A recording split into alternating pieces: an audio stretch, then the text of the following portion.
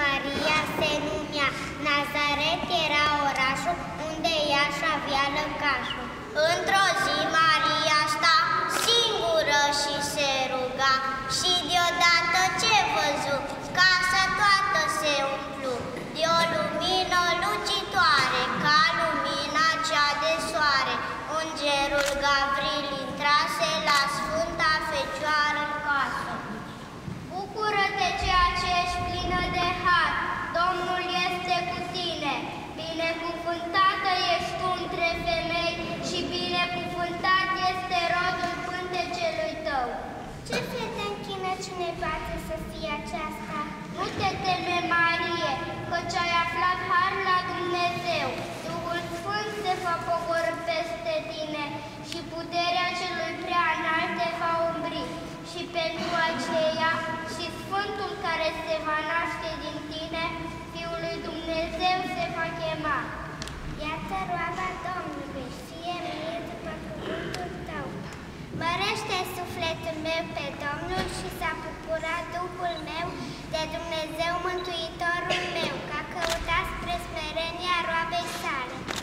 Cuvine-se cu adevărat să te fericim pe tine, născătoare de Dumnezeu, cea pururea fericită și prea nevinovată și Maica Dumnezeului nostru.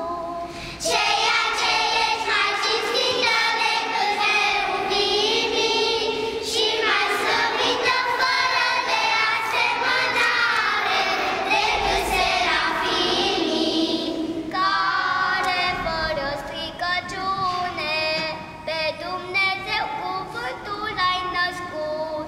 Pe tine cea cu adevărat, născătoare de Dumnezeu te mărim. Plecăciune ție, Maică și Fecioară, binecuvântată ești tu între femei, tu ai fost aleasa cerului comoară pentru taina slavei și întruparea ei. Plecăciune ție, Maică prea curată, cu măritul înger îți cântăm și noi, înalță către Fiul, rugă neîncetată pentru mântuirea noastră din nevoi. Creasa alegându-le, îngenunchem rugându-le, înalță-ne nemântuire din valul ce ne pântă. Riscul de întărire și zi de mântuire, privirea ți adorată, asupra ne coboară, o Maică prea curată și pururea Fecioară Mare. Binecuvântare ție, cea mai sfântă între femei, ție îmi plec cu bucurie ochii și genunchii mei. Apărătoare, Doamnă, pentru biruință, mulțumire, izbăvindu-ne din nevoi, aducem ție, născătoare de Dumnezeu, noi robii tăi, și ca aceea ce ai stăpânire nebiruită, izbăvește-ne din toate nevoile, ca să strigăm ție, bucură-te, mireasă, pururea Fecioară. M-a crescut mama în boală, de la leagăn până la școală. Zile întregi și nopți de-a rândul, mi-a vegheat somnul și gândul. M-a învățat să gângurez, să zic mama, să zâmbesc. M-a învățat apoi prin casă, prin lipaș până la masă. M-a învățat să nu mă alint, m-a învățat ca să nu mint, să nu știu ce este frica, toate m-a învățat mămica. Mamă bună, mamă dragă, te-o iubi o viață întreagă, pentru tot ce ai făcut, pentru că tu m-ai crescut. Mama cântec,